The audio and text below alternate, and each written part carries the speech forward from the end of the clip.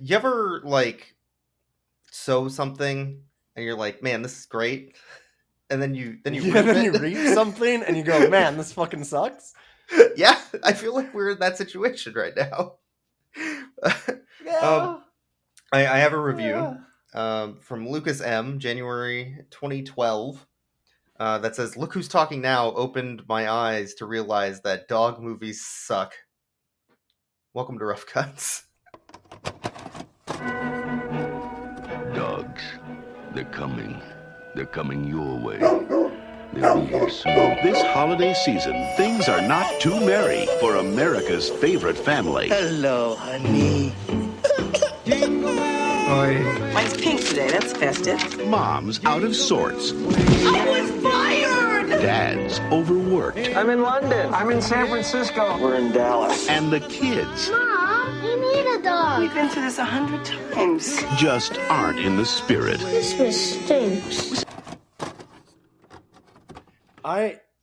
So about the reaping and sowing part, Yeah, I want to point it out that I was always joking about, let's do Look Who's Talking Now next. That's what it was, boys. It was a joke. You didn't ever have to take it seriously. We didn't have to do this. yeah, but then we joked that we would do it as episode 69 because we thought, oh, that's 30 episodes from now. That'll never happen. We'll stop before that. Yeah. But now we're here. There can't be 68 other bad dog movies for us to continue this podcast until we get to Look Who's Talking Now, which is definitely a dog movie and certainly not a movie about John Travolta fucking his boss. Yeah, no, yeah, it's definitely a movie where the dogs do something and they're important to the story and the plot. Mm-hmm. It's definitely not a movie where, as a post-death fever dream after the family dies in a horrible car crash, they get attacked by wolves in the wilderness, so they can simply have a reason for the dogs to exist in the film because they realized an hour and 40 minutes in that, oh shit, why did we ever put dogs in this movie? It doesn't matter. Yeah, this is you know what? We forgot to say it. Merry Christmas. Merry Christmas. It's Christmas. Say Noel. It is currently... Say Noel. It is currently July 31st, and I'm ready to say Noel. We'll get to that later. we'll put all of that in it. Yeah. You'll come to understand our agony and joy at the end of this. Okay. I kind of liked a lot of this. There is a surprising amount of this film that I thought was legitimately entertaining, and I'm upset about that. When you say surprise, okay, I mean any. Yes, exactly. Okay, that's the thing that I was going to say. I'm like, when you say any, when you say that there was a surprising amount, you mean that there are like 3 or 4 scenes. Yeah, because that's all that I saw, and that is a huge surprise. My expectation was negative. Yes, absolutely, and it's above negative. So yeah, not far. It's above 0% on Rotten Tomatoes. In my head, it's still shit, but it has redeeming moments that have literally nothing to do with the story or plot. Yeah, there's a 1-minute scene in this film that could carry literally any movie. Okay, but yes, I correct. Right? Yes, there is one of the greatest scenes I've ever seen in any film in this movie. Yeah. But also, I would like to point out that Rotten Tomatoes, the 0% is whether or not anybody liked the film as a whole. 0 critics liked it. 29% of 100,000 people that watched it and reviewed it liked it.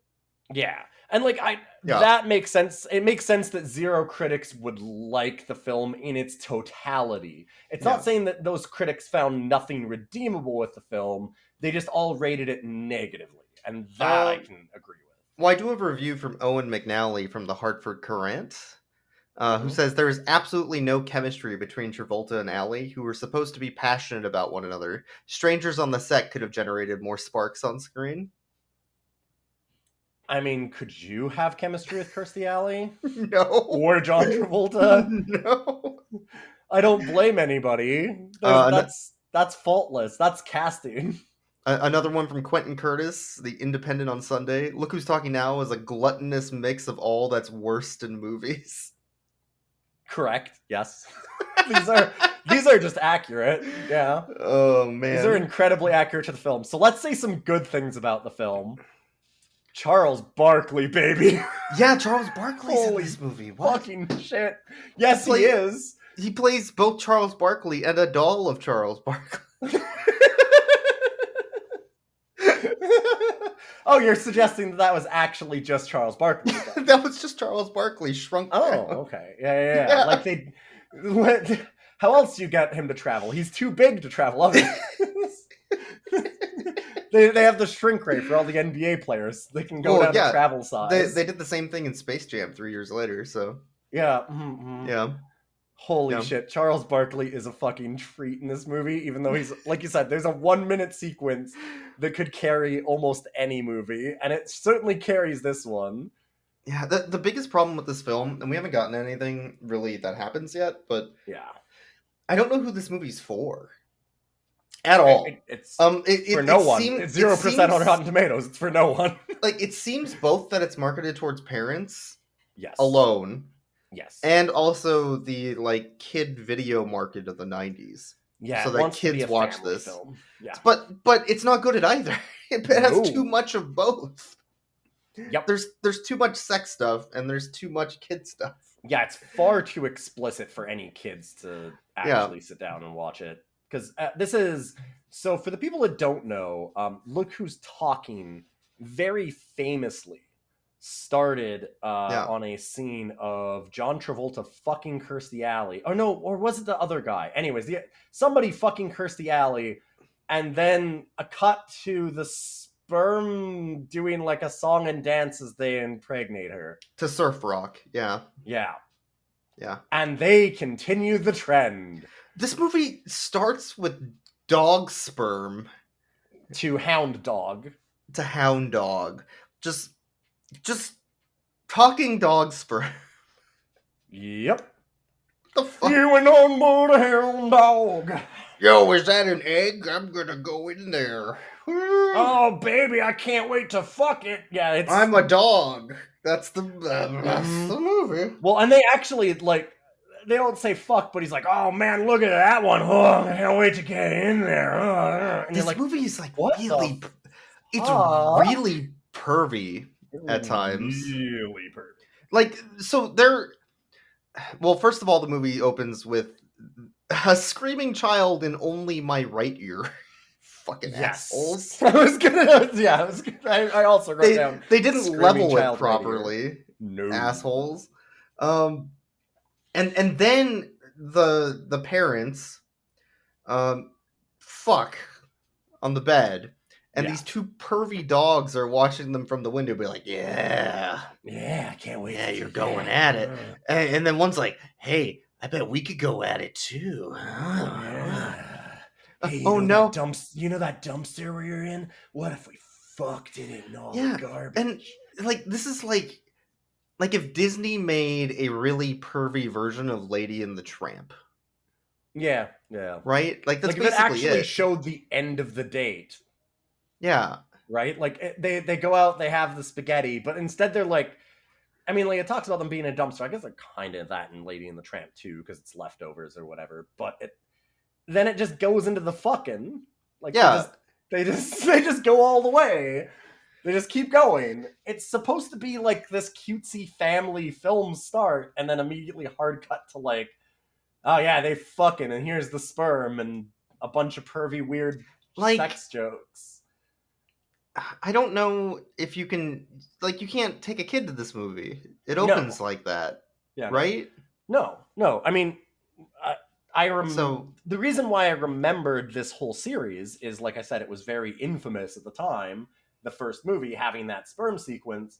And I remember that because my parents were like, I went to see it on like VHS or something, or on the TV one time, and like we had it on, and they were like, no, and turned that off and moved it to a different channel because it was like, that stuff is fucking gross. This movie's weird and gross and pervy and not for like an 8-year-old like I was at the time. Yeah. But at the same time, jumping to the end of the film, not quite the full end, we'll get to that. But the end of the film is, oh, see, Santa really does exist.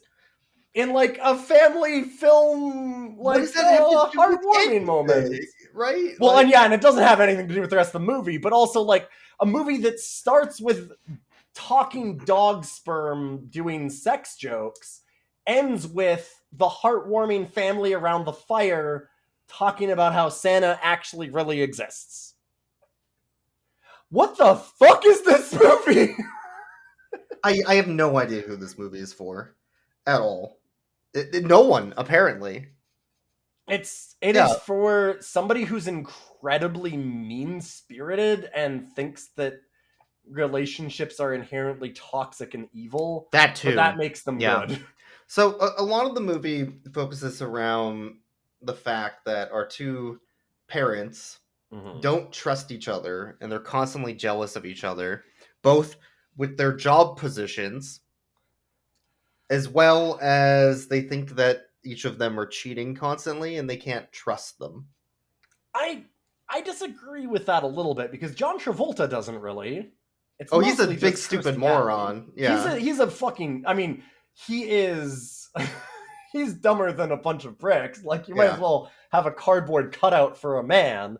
But he doesn't. He trusts her. That's his whole thing. Is he's like, well, you even had an affair, and I don't worry all the time that you're out fucking people. It's just her. It's just her. And she's just having like mental breakdowns about him fucking his boss.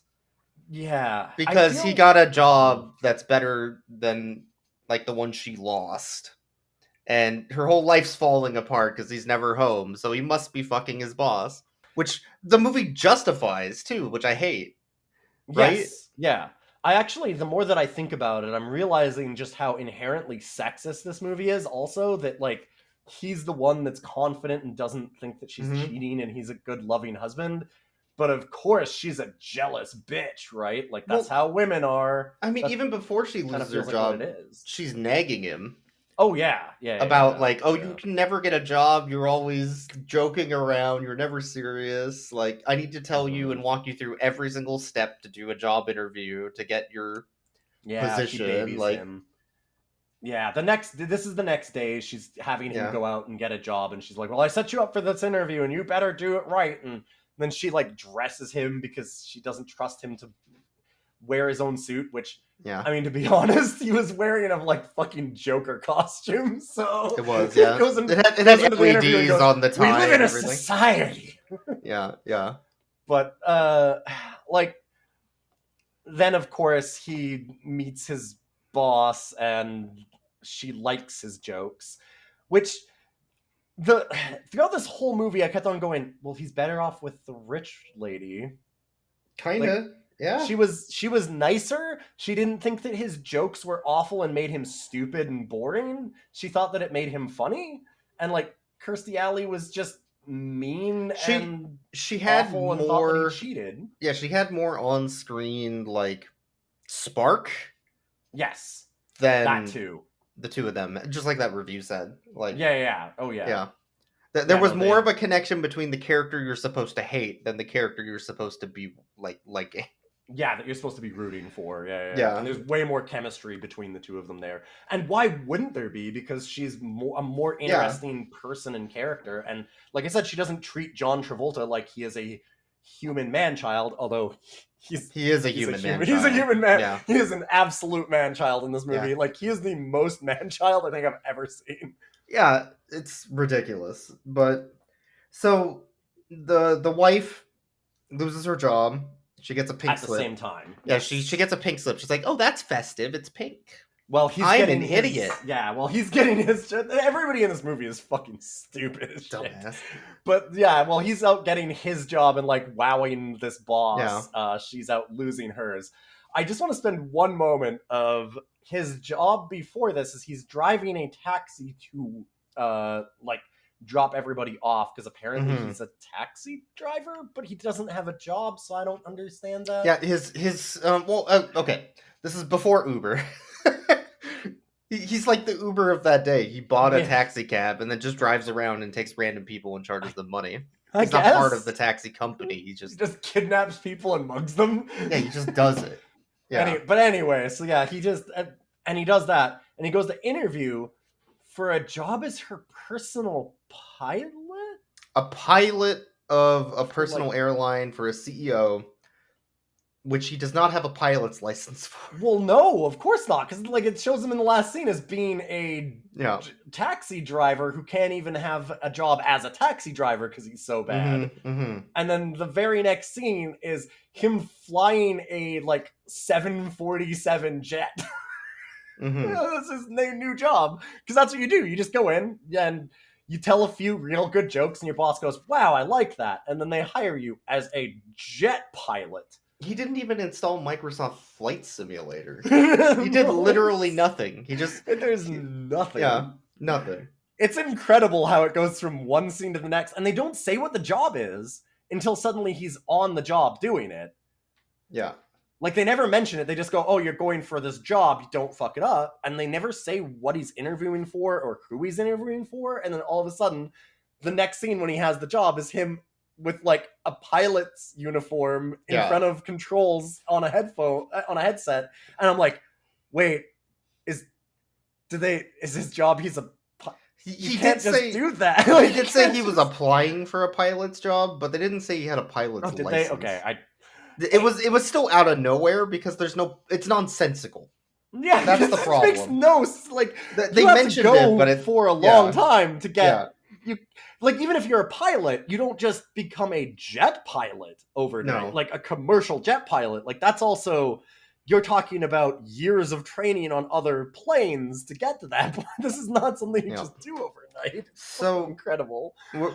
We're then introduced to because the lady dog that we saw in the Lady and the Tramp earlier had puppies, and then they put the puppies outside in a box. So then we're introduced to Danny DeVito naked inside of a cardboard box. Yes.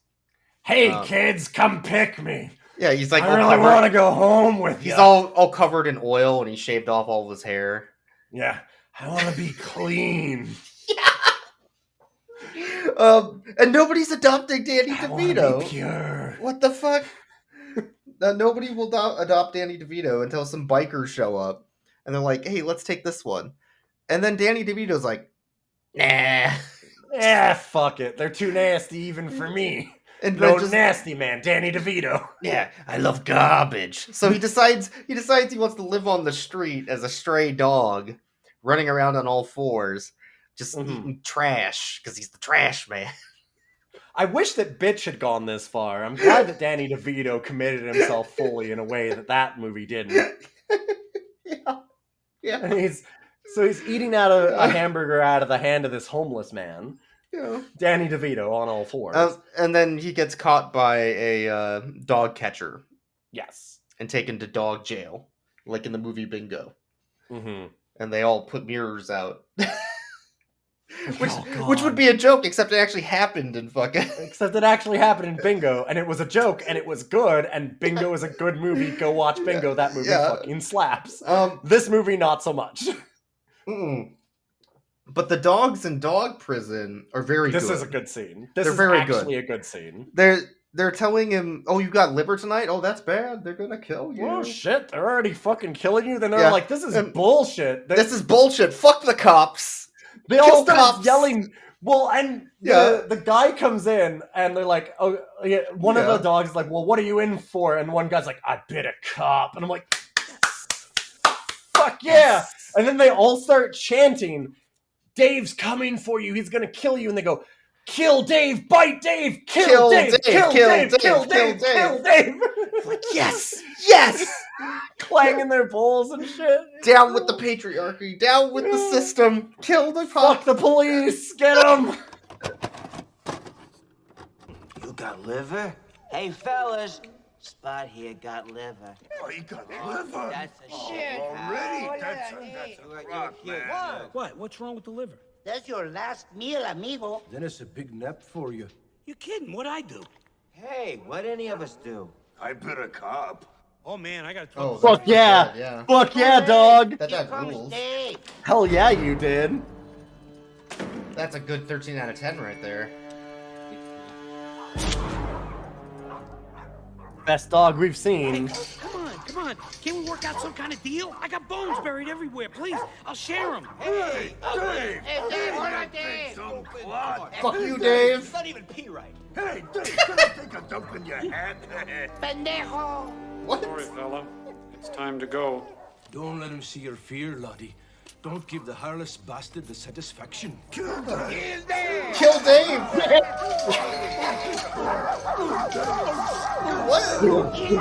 Kill Dave! Kill Dave! Kill Dave! Kill Dave! Kill Dave! Kill Dave! I don't like underwear. You love underwear. I hate them. You love them. These dogs know what's going on. They are right? very good, yeah. They are in. So then Danny DeVito running around on all four, naked, covered in oil. It's about to be executed. Is about to be executed by the state.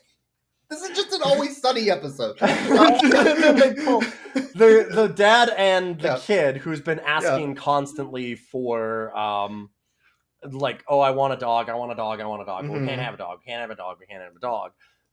John Travolta breaks down, takes the kid out to find a dog without asking his wife, which actually that's pretty shitty. Yeah, after telling his boss on the plane that they're gonna have to think about the D word.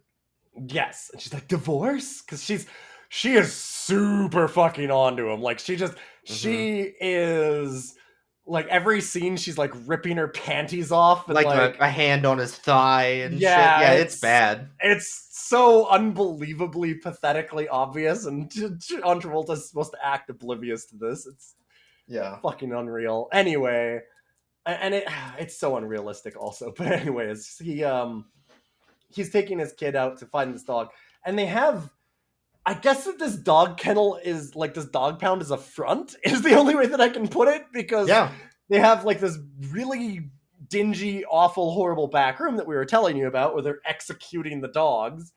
And then he takes his kids in, and it's basically a pet shop. Like, it's this really brightly lit, nice glass kennels area where they're except for the back all these room, extremely well groomed dogs, and then the dog catcher drags out Danny DeVito on all fours to be executed by the state. And he's like, in front hey, of this family. Kid, you gotta help.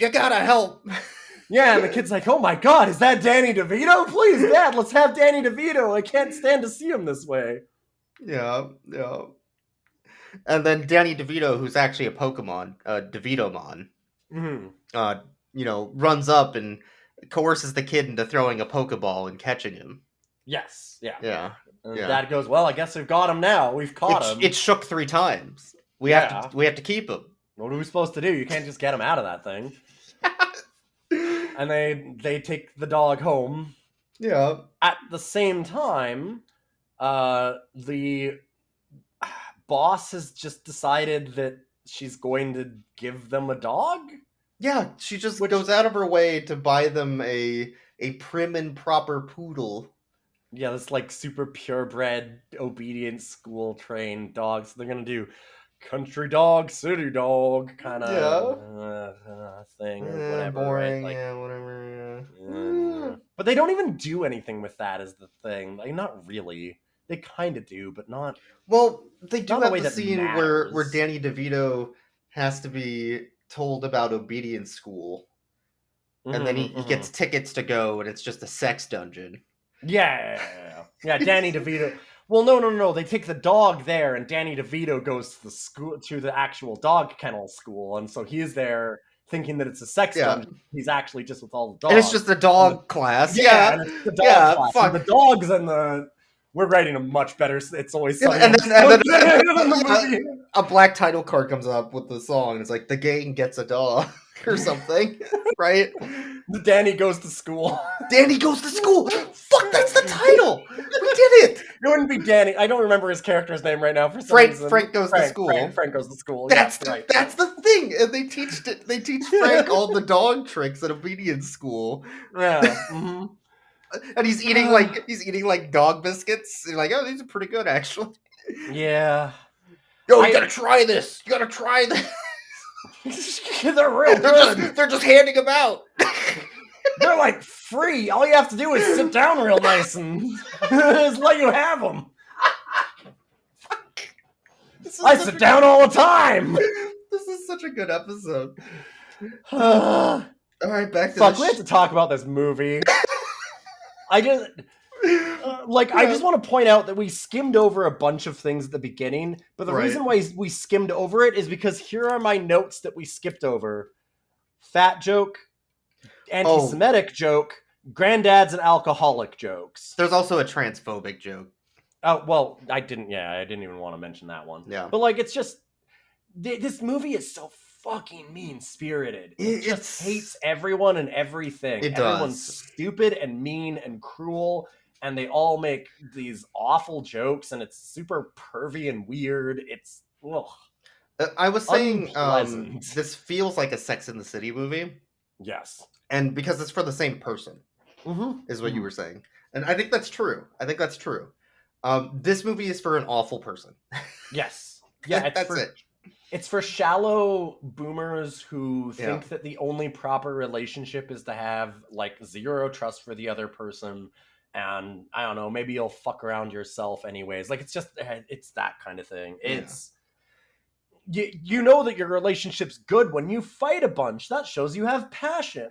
It's that kind of thing. This movie also has a lot of random dream sequences and stuff that are just out of context. Which are all good. Well, not all of them are good, but a lot of them are good. Some of them are good. There's a really good one that shows Are we going to get to that? Are we getting to that moment? Midway to the film. I'll let you explain it because, first of all, there's a girl that's carrying around a Charles Barkley doll. Again, she watches Suns games while holding it. Yes. She carries around a Charles Barkley doll in her hands, and she carries around the movie on her shoulders. That's true. She's the best character. Oh, by far. Easily. Not even close. I was glad to know that, you were saying, she was in Hairspray in 2007 and stuff, she's still an actress, because she is good in this movie. As a child actress, she's funny. She has all the most interesting scenes. She's you even had a gif of her at one point where it's this famous meme gif of her being angry, shaking a brush, and it's from this movie. I didn't even know. We were mid-film. I'm I've seen this girl somewhere. What movie is? I've seen a gif of this. She's shaking it. It's this one. It's this movie. But she's sitting down watching the Charles Barkley game, and her dad at one point even says "Oh, you just keep watching that tape over and over." She just likes watching one basketball game holding her Charles Barkley doll. And then it suddenly has her all of the players fade away, and Charles Barkley is alone on a court with the lights going down, and it goes, "Ooh, yeah, boom, boom." Yeah, it's like the Ferris. Yeah, it's the Ferris Bueller's Day Off song almost. It's very similar. I don't even think it's. It's not the same song. Quite do it. But it might be the same artist, is what I'm thinking. I don't know. It has the same feel. It's very boom, boom, It's they did the same thing, but they cut out a couple of bits. Yeah. It's weird. But anyway. But then Charles Barkley just turns around in fear. Yes! Next shot. There's his ultimate enemy, this little girl, and she's doing all these basketball tricks. She's doing it under her legs, and then she just she runs at Charles Barkley, she jumps over him, fucking slams her groin into his face, knocking him over, flies overhead, throws the basketball through the hoop, and flies off into the void above going. This keeps going forever. She just fucking dunks Charles Barkley on his goddamn ass and just slam dunks this thing. But she's above the net, dropping it in, and she just flies 5 feet past it. She just keeps going into the void forever. If you cut out an hour, 28 minutes, and 30 seconds of this film, it would be perfect. It's the perfect movie. Because this one scene is literally perfect. It can fit in any movie. This is the... What? What?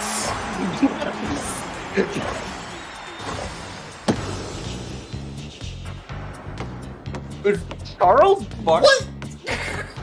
Charles Barkley's in this? What the fuck? Oh, yeah. With me? Let's get busy. Okay, this I fucking whips. love this. Yeah, this fucking whips. Holy shit. I was cry laughing. It was so Holy good. Shit. It was so good. She sells it too. And Oh Charles yeah, no, sells this it little so girl well, is like, so good. yeah, She's like sitting, like, because then it comes back out to her, and she's just sitting there staring at the TV and like wondering. It's almost like a Bracelet of Bordeaux moment. Yes, It feels like it, but with a budget. Yeah. Where they could actually do the things that they wanted to do in the surrealist nightmare that is Bracelet of Bordeaux. She has another surrealist moment, like right after this, when the wife is on the phone and she's watching Peter Pan on TV. And that one's really good too. I want to spend 1 second because you said Bracelet of Bordeaux, and I'm like, oh, there are more parallels here in the surrealist nightmare than is Bracelet of Bordeaux, because there's also a Nazi reference. That's the thing that they thought was funny with the German Shepherd in the pound.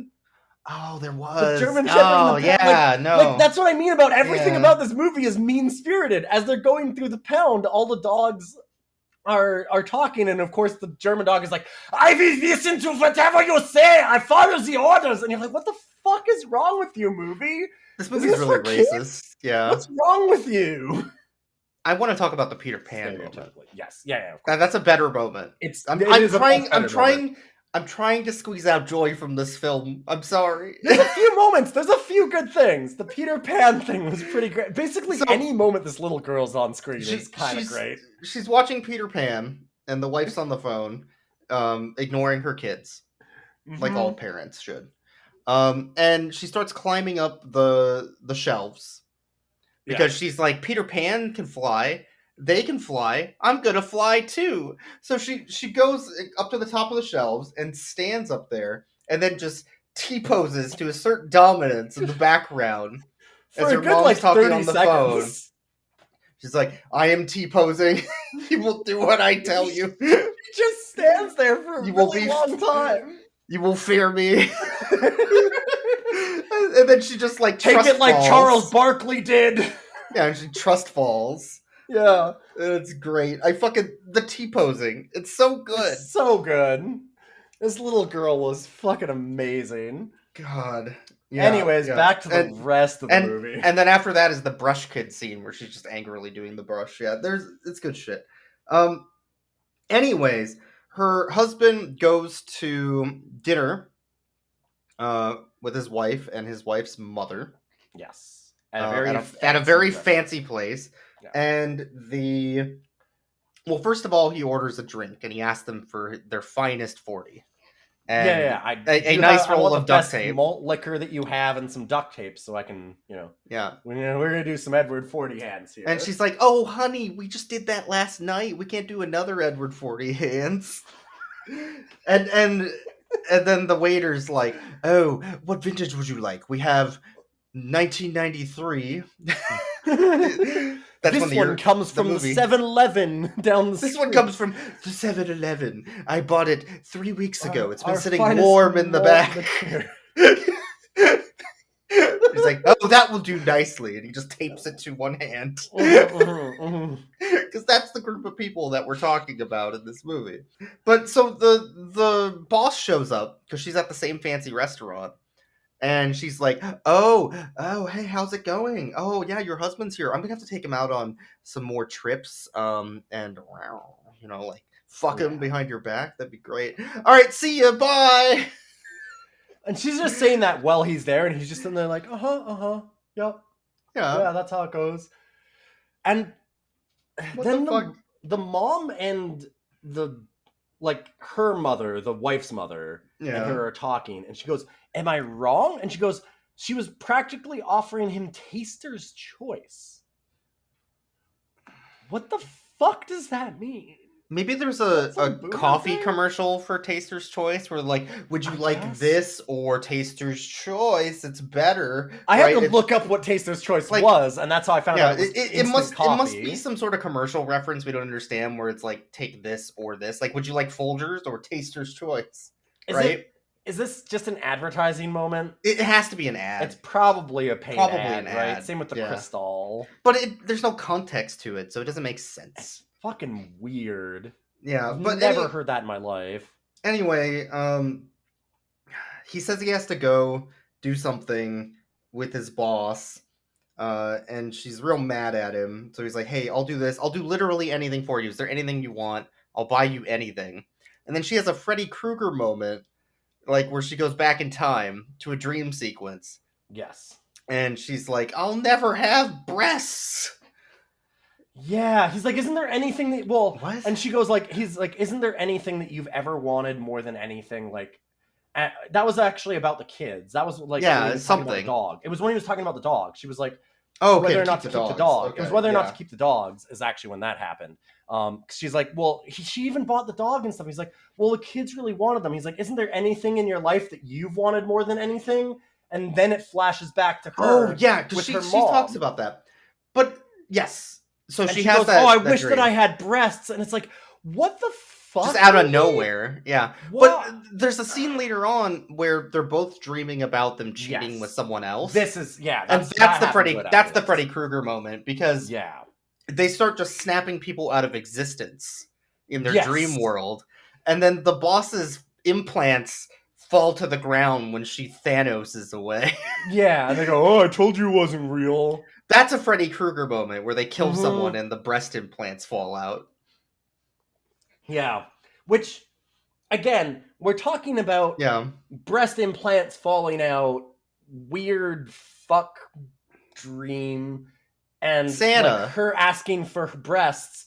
Meanwhile, the main plot also with the kids is that the little boy no longer believes in Santa because Yes. she went and got a job as an elf once she got fired. Well, a Vulcan. And, which were just, yeah, and then she stop referencing better movies.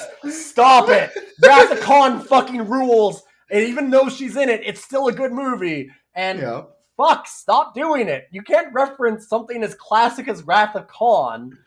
Well, in this, anyway. So she fucking has her kids go to Santa, and then her son sees Santa changing out of the outfit. So there's this big subplot of the kid. The kid no longer believes in the magic of Christmas. Santa's Well, not at the same- real. Well, at the same time, we've got them Thanos snapping her boss out of existence, and the breast implants fall, and they're like, "Oh, see, I told you if you fucked her, they'd be fake." And you're Yeah, like, like she's being held in his arms. She's like, I don't feel very good. yeah. And then just ashes away. But her breast implants are still in his hands. And it's just weird.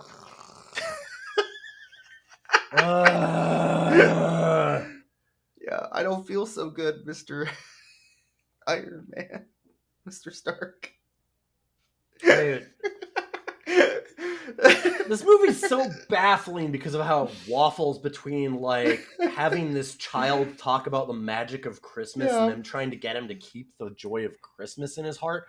Which, what the fuck are the dogs doing in this movie? Nothing. Nothing is the answer. Yeah. But then also waffling to this cheating spouse subplot thing of jealousy and rage between them.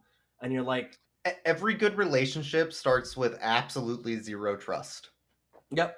That's how they have it a works. conversation about that. Like, the reason why we're saying this is because they do actually say that. He goes like, well, look, we've been together for 6 years and you're still jealous that I'm going to go out and fuck somebody else. I'm like, that's a bad thing. That's not a good thing. No. That's bad. John, that's y'all a need bad to go thing. to a relationship counselor or something. I mean, we did talk about how he is dumb of ass. And boy, is he a dumb of himbo? ass. I don't think he's a himbo. He's a though, himbo. Is he? He's absolutely a himbo. Okay. I was thinking that this whole movie is that I'm he's like, 100% the himbo. He's one of the most himbos I've ever seen. So the dogs, I guess, have their own little plot a little bit. There's the poodle dog needs to pee. That's where the next scene is. That's where the plot goes. After the dream sequence where the breast implants fall out. Poodle needs to the dog pee. can't wake her up because she's having the sex dream with her husband. So Danny DeVito runs into the bedroom on all fours and is like, "Oh, if you need to pee, I'll just open the door." And then he stands I'm up. a human man. I can just do it. Then he stands up and opens the door. Watch this. and then they go outside, and there's a puddle of mud. And she's like, "Oh, what do we do? Oh no, there's mud. Well, you just run through it. You get filthy. You get nasty." See, the problem is, though, about the puddle of mud is that You know, and like this whole dog subplot is that she hates him. Yeah, she hates him a lot. So anyway, she runs into the puddle of mud. She's like, oh my god, it's so dirty, it's so filthy. Oh, I love being filthy. And she even says, "Oh, it's so sensual. It's so nasty." And then she rolls around with Danny DeVito in the mud. By the way, this is Diane Keaton, Academy Award winner Diane Keaton. Fuck, this movie makes the best actors do the worst things. At one point, she was complaining to somebody in the studio that they didn't give her lemon water, and they just kept it in as a scene. What? No bubbles? No lemon? Yeah. Go get me another one. And then she threw the glass at the wall, and it smashed. So they frolic in the mud and then do more than that implied. Because she hates Danny DeVito, she chewed up a shoe to blame it on him. To frame him, because the mom had said, if you choose up one more of my shoes, that dog's going out. But they got whatever. They got filthy together outside, and then came nasty, back. All came sensual. Back, and now they like each other, right? And at this point, a while later, the wife finds the shoe and is like, "Rocks, you're out. You're gone for good. You ate another one of my shoes. We're done with this. I'm tired of naked Danny DeVito running around my damn house." And she I can only stand so much naked, oiled up Danny DeVito in my house at one time.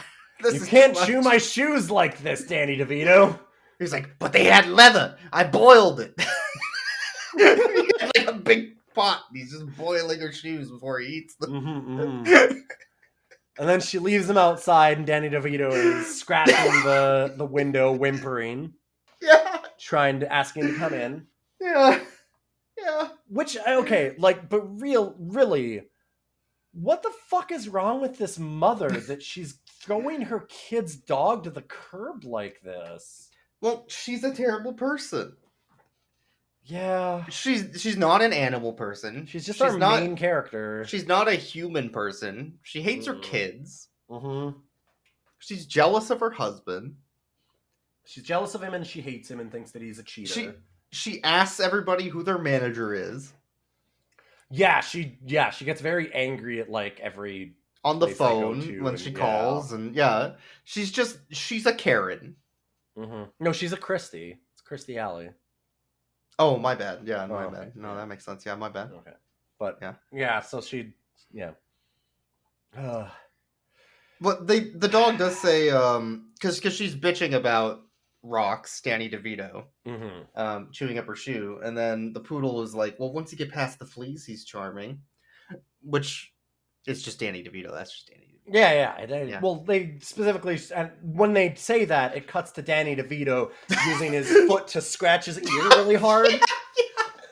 Just to like really reinforce it home, and you can kind of see them jumping on him. He's kind of nasty from all that mud, but it's a good scene though. Like he commits to it. Mm-hmm. You know, Danny DeVito is a wonderful person in this. Yeah. So the boss of the husband invites him to her sex cabin on Christmas Eve, and it is so obvious that he's. So she goes, "Oh well, I'm so sorry. Like we have the merger coming up, and Maxim Conti won't Conti Maxim. I don't know whatever that is. Will lay off 3,000 workers unless like we do a big meeting and work things out. So he said that I have to go to this sex cabin in the woods with him, and you've got to fly me there." And he goes, "Okay, I guess." And he's, I really need to go home though to my wife and kids. And he runs around the airport asking every male pilot there, "Can you please fly this woman instead of me? I'll give you $1,000. Each of them says, "No, I have a family. I'm not gonna fuck her." And he goes, that's weird. I'm not asking you to fuck her. I'm just asking you to fly her to this cabin. Yeah, they're like, "Dude, no. She's tried this 20 times. I will not have sex with her." Yes. Like, "Oh, I guess I gotta fly her." Fucking unbelievably stupid. What a dumb of ass moron. That's why he's a himbo. He just wanders through life just having things happen to him. So he goes to the sex cabin, and the wife gets jealous and tries to call and can't get a hold of him because it finds out it's all a lie. Mm-hmm. And that she's going to take the whole family with her to this sex cabin to go get him. Yeah. She's talking to her mother here, too. I just want to, like, reinforce how mean-spirited this movie is and what it feels relationships are. Where she's talking to her mother about it, and she's like, well, didn't I ever tell you about, like, the time that your dad got shot down in World War II and ended up stranded on an island? Oh, he was with, like, all these USO girls, and she's like, oh, so, and he said that nothing happened. And she's like, oh, you believe them? And she's like, of course not. Men are pigs, kind of thing. It's like, okay, yeah, sure. This movie is definitely sexist. Every woman, like, every woman is a jealous, like, awful, nasty nag and shrew. And every man is obviously a cheating philanderer. Mm-hmm. Like, that's what it is. Also, I just want to point out that they talk about, like, at one point he's like, well, like, why are you jealous of me? Like, I'm not jealous of you, and you're the one that was cheating with a married man, which is apparently the plot of the first movie. So it's like, wow, that's cool. So she's great. I guess that she thinks like that because she does that. That's yeah. It's almost like she's projecting. It's almost like she's an awful, awful, miserable person in this movie and in Weird. real life. It's like weird. You know, we complained about the casting where John Travolta and Kirstie Alley don't have any chemistry together. But as far as the rest of it, Kirstie Alley is A+ spot on. Yeah. But so she takes the taxi cab that they apparently own, and drives. This is like 2 years later. Why the fuck do they still have the goddamn cab? Sorry, I'm so mad about that. She drives up the mountain in the middle of a blizzard with her kids and dogs. Yes. Alone, with no rescue gear or survival gear or anything. Her mom doesn't even come with them. No. Why the fuck doesn't the mom come? Like, do they just leave her at home? God, Grandma's just gonna stay at home, whatever.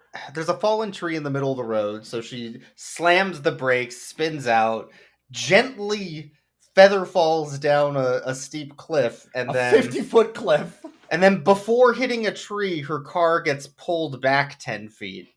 Yeah, it magically stops just short of this tree that is very clearly at the bottom of this hill, like 2 feet from the bottom of this hill, and they gently touch it. And it's perfectly fine. Perfectly fine, yeah. Which is why we suggested that the end of this movie is all simply them just in hell. Yeah, I think they all died. Yeah. In that car accident. Mm-hmm. And then the rest of the film is just like... It's a Narnia moment. It's what she wants to be. They all actually died on that train. Spoilers for Narnia. They died in the car, and then he died to the wolves. Yes, exactly. Like, they're all dead. I think the end of the film... alert, there's wolves. Yeah, I think the end of the film, where they're all having that happy Christmas moment, is death. I think they're dead. It must be. It's the only explanation that makes sense for that ending. Santa's alive, but he's in hell. Yeah. But, okay, Santa's real, but he only exists in hell. Yeah, a wolf attacks them as she gets out of the car to see what's going on. Sure, that's what wolves do. Wait, where you guys goins? Danny DeVito paws at the at the door to open the window, and then jumps out. It's like, "Hey, you can't touch my family!" And starts pawing around, and the wolf's like, "What the fuck is Danny DeVito doing here?" Well, to be fair, at this point, it's not Danny DeVito because they actually have a stunt double dog. It's Danny DeVito's stunt dog. Yeah. Yeah. They have a different dog fight this wolf. They do. It's really fucking weird because, like, it's a very obviously different dog. Breed and everything, right? Like, yeah, like different size, different breed, different. There's nothing about it that's similar besides kind of the coloration a little bit. They try and very clearly avoid showing the dog's face because it's so obviously not the same dog. It's wild, especially like Kirstie Alley is a foot and a half from the door when the wolf comes up to them. Barely anywhere. And that wolf could not have the car. That wolf could not have followed a trail and found them and been like, "I'm going to eat these people in 20 seconds of the car accident, right? Like, well, and also, like, again, why wouldn't she just go back in the car? yeah, She could open the door and get in the car long before the wolf could have gotten anywhere near her. But instead, she's like determined to pick up a stick and fight it. I don't know. It's all fucking dumb. Danny DeVito scares them off by taking the wolf's tail in his mouth. And tugging on it real hard. And then the I wolf, got it! Look at me! I'm ripping at it!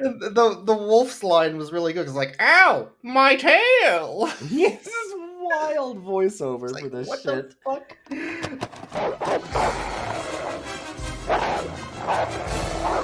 Rip his throat out! Ow! My tail! Never mess with a street dog, you wuss. What?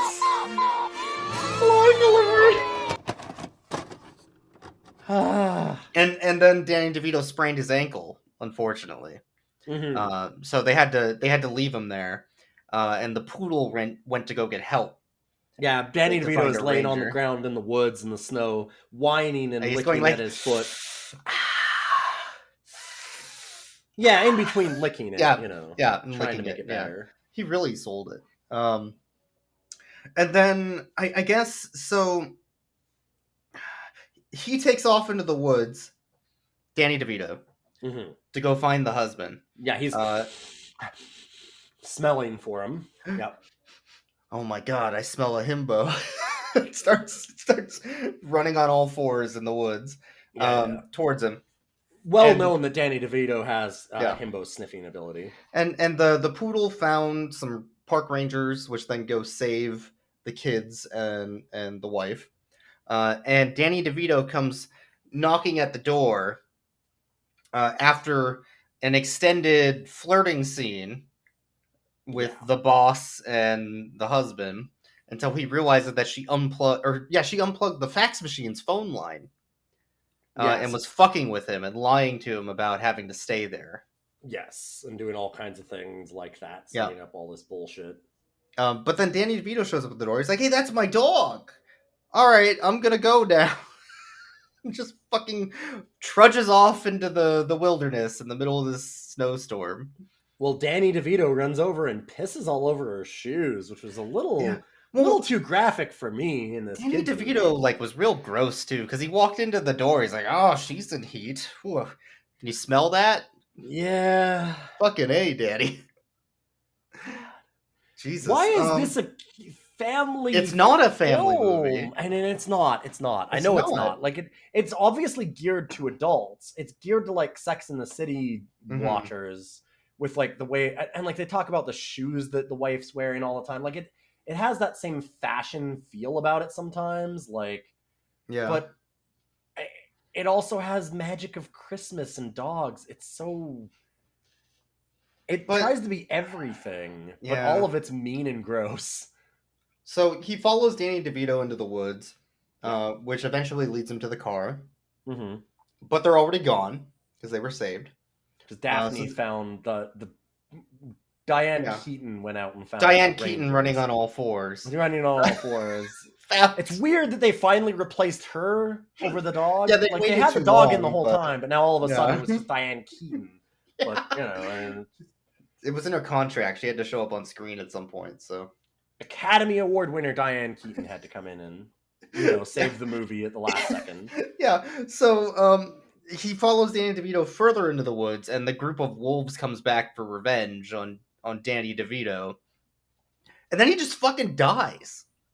Yeah, they just fucking John dies. Travolta They eat him, and Danny DeVito. Yeah, they show him like ripping off his arm and stuff, and it's again, this movie's really strange. Yep, and Hard then to know who it's for. And then he just shows up later in a dream sequence at the ranger station with all the kids. And he's like, "Hey, I'm fine. And also Danny DeVito's fine. None of us died." Wouldn't that be weird if we all died in the woods? In like a horrible car accident or wolf attack? Yeah, you see them inside, like all gathered around the Christmas fire, and then it slowly zooms in on the fire, and you hear like the silent, the loud screaming and stuff of hell, and a little bit of a you know what laugh I of think it Satan. was? Yeah. I think that Charles Barkley doll was cursed. I think it's like Chucky. Probably. Mm-hmm. It's like Chucky. Well, they abandoned it in the woods, so it came back for revenge. They should have ended the movie on a slow zoom in on the Charles Barkley doll. It's laying in the snow. Yeah, just laying in the snow. That would have been the perfect ending. Because she leaves the Charles Barkley doll at the crash site of the He picks it up and takes it with him, and then immediately throws it on the ground when he walks in the door. Yes, he does. Yeah, I don't need this shit anymore. But yeah, so anyway, he comes in and they have their Christmas moment, and then the Ranger's like, "Wow, I'm getting something weird on the ham radio here." And it's sleigh bells. Oh man, Santa's actually real. But then you realize that it's not Santa, and it was actually Xenu. Mm-hmm. Yes, because Xenu's obviously real. Yeah. Yeah, unlike Santa, Xenu and we learned the magic of Christmas that Lord Xenu will come back and steal your things. Yeah, and steal our things. I think that's what it means. I think that's. But then we end on batshit crazy mode. This is the weirdest ending I've ever seen. 6-year-old Christmas rap.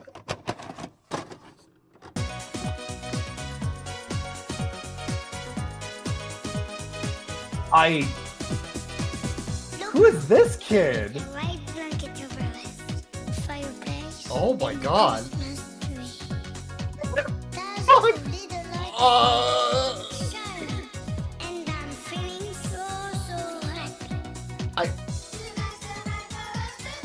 Stroke. Why? No answer. I wish you could see my face right now. Because holy shit. What?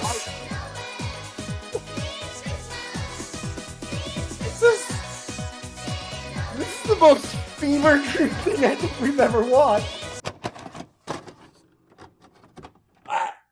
With a backwards hat. Or was it backwards? Maybe it was forward. Yeah, no, it was backwards. It was like 90s backwards hat, 6-year-old rapping about Christmas. Some random new 6-year-old that shows up and Say Noel. He just starts doing like Christmas family rap with his backwards hat and sunglasses, and he jumps down the chimney, and the kids in the movie see him and they run and dance with him as they all sing this weird Christmas rap song, but they're actually in the dollhouse. But they're in the dollhouse because the dolls came to life as real children, which then shrunk the real children to the size of dolls, that then went to the dollhouse, where Kirstie Alley's looking in through the window like a fucking Goosebumps or Are You Afraid of the Dark episode? Or like in Hook. In Hook. Yeah, with like Tinkerbell. It's just fucking... And it just ends in this weird fever dream of Merry Christmas. They had to have died. It's a music video. They had to have died. They just do a weird-ass fucking music video. It is the most baffling shit. It is absolutely on the level of... God, I can't even remember the name of it. But like the Santa's Cocaine Christmas Party. Oh, yeah. Santa stole our dog. Or something like that. Where they have the weird director do fetish shit with the Swedish porn model who shrinks her down, and they have all the people as elves with candy cane pizza snorting coke off each other. I mean, there is a scene where Kirstie Alley is seductively sucking a fucking peppermint like cane. Yep. That inside of this music video, in fact. Yeah, that's true. No, I think it was. I think it's with her. I think it's her sexy dream where he thinks that she's fucking Santa. Oh, you're right. Yeah. But before they do the Freddy Krueger booth thing. The people listening to this, no. It's not in this fever dream sequence. It's a different the fever other dream. one where Kirstie Alley seductively sucks off a candy cane because she's fucking Santa. In this family dog movie with the dog sperm singing hound dog. This isn't even the worst movie we've seen. It's not. That's the thing. Yeah, I mean the thing is, it's one of the mean-spirited it's one of the most mean-spirited. It's up there. I don't know that it's the worst for that either, but like I will say that as far as the caliber of actors and the budget and that this is an actual theatrical release, which a lot of the worst movies that we've seen haven't been. This is probably the worst of that caliber. It's the worst movie Charles Barkley's been in. Yeah. Well, have we seen... Is he in Space Jam 2? What a good question, huh? Let me look. That's a real good question you got there. Yeah, that's a good question. I don't have an answer to that, but I can find out, god damn it. He is not in Space Jam 2. Then this is probably still the worst movie that Charles Barkley's ever been in. Yeah. This movie is really baffling because the fever dream elements and the weird perviness and the like 5 separate plots that don't match at all, where like Magic of Christmas and yet also the dog romance, yet also the wife and the boss fucking and all that shit that's going on, and none of it ever really meshes as a whole cohesive movie. That part feels like this is some direct to DVD B movie with a bunch of actors you've never heard of and some weird pervy director, but it's not. It's Danny too high of a DeVito budget, yeah. and Diane Keaton, and like, I mean, as much as I don't like John Travolta or Kirstie Alley, at the time they were big stars. Like, this has a real budget. That's what's really surprising about this movie, is just the caliber of actors and money that went into this thing. $22 million budget. They earned slightly over $10 million. That is despicable. A huge box office bomb. And it's despicable that they made that much. I'm going to tell you right now, it sucks so much more that they actually have even that. Like, just wild. But yeah, I mean, it's got like Olympia Dukakis. Like, I don't get it. I don't get how, like, Danny DeVito and Diane Keaton, what were you doing? You've got to imagine they could have gotten anyone, like, anybody else. You didn't right? you didn't need actors that have credits to them for this film. No. Well, you really did not. Why would they have signed on? I have no idea. Like, that's the thing. That's what I don't understand. Is like shitty talent agents. I guess. Like, you've got to imagine Danny DeVito, maybe not, because Danny DeVito's always done weird shit. I mean, Danny DeVito just does whatever, and if he can run around on all fours and like shaved with oil on him, he'll do it. But you don't even need to pay Diane him. Keaton has got to have had like a real angry conversation firing her agent immediately after this thing, right? Oh, I bet, yeah. Like, you've got to imagine, you have to imagine. I mean, this movie just meanders around anyways. It has no idea what it's doing. No. Yeah. But, I mean, Annie Hall, Godfather, like, she's... What the fuck is she doing in this? It's so mind-boggling. And how much this movie just, I don't know. Like you said, I get who this movie's for, but it's also not for those people either, because it's got all the weird family shit. It feels like they were trying to make an R-rated comedy, and for like shitty Sex in the City boomer types that are super sexist and weird and gross and wanted to be pervy, but then like some executive came down and was like, no, it's gotta appeal to kids, we need a PG rating. And so but at the same time, we know that that's not the case, because I think this was all intentional, but I don't know why. Yeah, like I said, like, we know that it feels like that, but we also know that it's not that, because it's the third movie in this series, and they were all that. So obviously somebody thought this was a winning formula, and I don't know how or why or who, because none of these movies got good ratings. Like, these were all considered horrible failures. That it got 2 sequels, the original one, is kind of incredible. The people that wrote this don't have a lot to their credit either. There's the Freaky Friday reboot, I guess. Hairspray, the screenplay for Hairspray. Now I know how that actress got on there, probably. Yeah. Okay, I guess that I understand now. Clueless, the writer for the Clueless TV series, I guess. Ooh. Yeah, and the movie. Yeah, I guess that I understand why this got 2 sequels, because apparently in some god-awful universe, there is a... like in our god-awful universe, Look Who's Talking made $300 million. Oh, the first one? Ugh. Yeah. I mean, the only thing I know about that movie is that it played on, like, FX constantly. It was on television a lot. That's all I know about that movie. It's terrible. Yeah.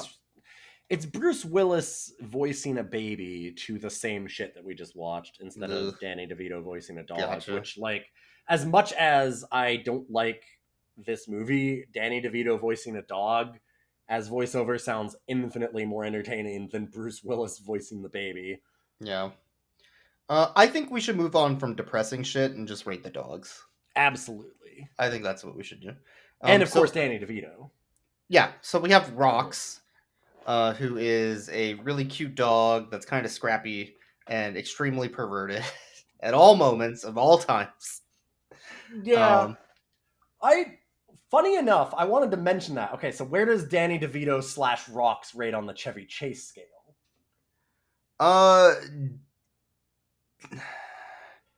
Because I would say he doesn't. No, yeah, but it's like it's the same shit though. That's what's weird about it. He's weird and pervy in a way, but it always feels like he doesn't like outwardly do that to women though. He's just kind of horny all the time, but he doesn't like actually force himself on women. Yeah, he's just kind of horny, but he's not like harassing people. He doesn't harass them and he doesn't act shitty to them. Yeah. So it's kind of like, he's weirdly horny and pervy, but he's not actually like gross about it in a way that's really bad. So I was kind of like, he almost gets a bit of a pass in a way. I would rate Danny DeVito / Rox as boiling denim outside out of 10. Yeah. That sounds right. Yeah, boiling shoes, yeah. Yeah, boiling shoes and denim, and yeah. You gotta clean it. Right. Let's rate Daphne. Daphne's a prim and proper poodle. Yep. Very well groomed. Loves to get filthy. It's she's a dirty girl. It's like that inspector from Futurama. I was just gonna say the Futurama one. Yeah. It is. Yeah. Immediately oh, you're so dirty. You never clean up. You dirty boy. Dirty. I think the dog is really cute. The dog does a lot of really cute things. Likes to lick, like, just very friendly. Yeah, they very have friendly the scene dog. of her waking up Kirstie Alley is really, really cute because this dog goes and lays on her and starts like licking her hand and then like rubs her head gently against her chest and so like she's so cute. Just a really cute, affectionate dog. I would rate that dog a 12 out of 10. I would rate horny Diane Keaton. award winner Academy Award winning Diane Keaton is like a 10. Yes, it's lower on the scale. I want to go back and I do want to. I never really quite rated Danny DeVito / Rox, and I do want to rate him. No, it's important to get this on the record. Yeah, I want to say it. Danny DeVito rates as a like you've never sniffed a butt out of 10. Yeah, that's a direct quote. Which is absolutely just a Danny DeVito line. He wasn't even recording. He thought the mic was off. Like you've never eaten ass. Like you've never eaten ass. Danny, Danny DeVito eats ass. No, but Danny's like, they had to tell him to redo the line. Yeah, no, Danny. No, we're doing this for PG audiences now. Wait, but we have singing dog sperm in this movie. No, but you can't say eat ass. You just can't do it. But I do. No, but Danny, I know you do. You don't understand. I know you do eat. Danny, everyone on the planet knows you eat ass, Danny. But we have to say you just sniff butts. Well, but I don't. I just eat ass. I don't sniff. No, Danny, listen. Danny, just read the line, Danny. Danny, read the fucking line if you want the paycheck. Oh, fine, but mine was better. Fucking ass. It was some good ass. then he reads the line. Then he reads the line. Begrudgingly. Man. I also just want to rate the I Bit a Cop dog. I was also going to mention that out dog. Of 10. That dog is a good the dog. greatest dog we have ever had. It's the only line it says, and it fucking rules. Yeah, congratulations. It pans to the dog in the kennel. He's like, I bit a cop, and then goes to the next one. You're like, and then and then immediately after, immediately after it says I bit a cop, it pans away because the rest of it is everybody on set running out to that dog, handing it an award, petting it, giving it a steak. It like goes up on stage and goes like I'd like to thank my parents who brought me into this world. You know, mom was really good.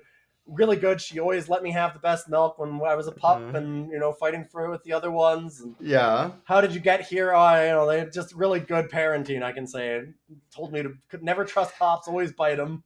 Good job. All the dogs in the kennel. Kill Dave. Fantastic dog. Kill Dave. They're all good dogs. Kill Dave. Very good dogs. You do want to kill Dave.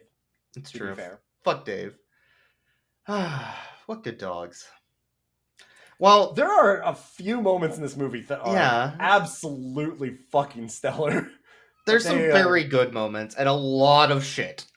Yes. A lot of shit. But those few good moments could carry almost any film. That Charles Barkley dream is going to live with me forever. What a good scene. There's a couple. The I Bit a Cop scene, the Charles Barkley dream, but boy, you really just need to boil this movie down like a shoe and eat it in about 5 minutes. Do the 5-minute version of this movie. Well, that's Look Who's Talking Now. We finally did it. We reaped what we sowed. And we came out even stronger than before. You fools! You never expected it, did you? We still have, like, at least 35 movies on that list that you have. Oh, it's more than 35. No, it's worse. All right, well, that's it. Thank you, everybody, for listening. We appreciate it. Thank you for the support. We have a Patreon. Make sure to check that out. Twitter at RoughCutsCast. As well as roughcutscast@gmail.com if you want to email us anything about the show. We would appreciate it. Or if you have questions or anything like that, we'll read them out. Yeah, if you're a Hollywood director, you want to get us involved in the next Always Sunny season. We're writing. We're available to write any scenes with Danny DeVito going to obedience school. We will do any dog biscuits. Any Danny DeVito scene. We'll write it. Well, we're not picky. Anything you want with Danny DeVito, we'll do. It's going to be good. That's the important part. Gotta be Danny, though. I do want to stress that. No substitutions. Yeah. We're very clear on that. That's in our contract, which is about to be written.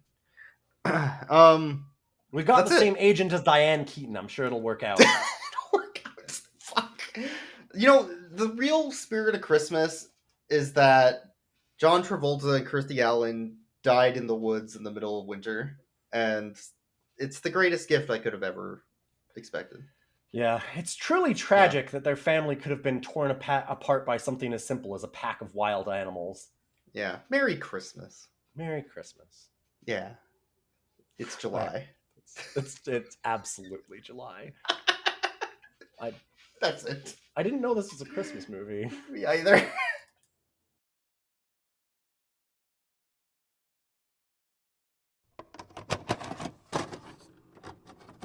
Is this a movie for Karens? It might be. Yes.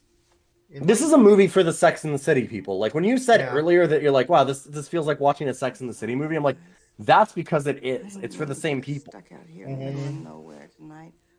It's for awful, awful people. Yes. It's for awful people that think that relationships are based on jealousy and fighting. And abandoning Charles Barkley. Yes. The worst crime. Merry Christmas, Cam. Merry Christmas. Yeah.